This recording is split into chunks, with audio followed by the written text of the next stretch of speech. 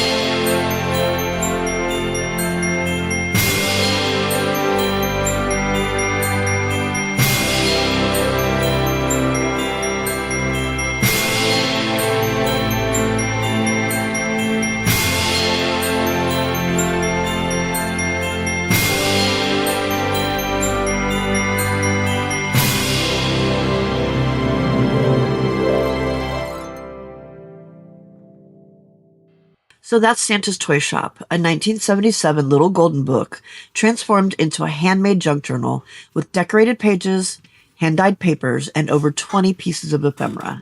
This journal is priced at $105 plus shipping. As always, there's only one, so once this journal finds its new home, it's gone. If you'd like to adopt Santa's Toy Shop, just send me an email. My email address is listed below in the description.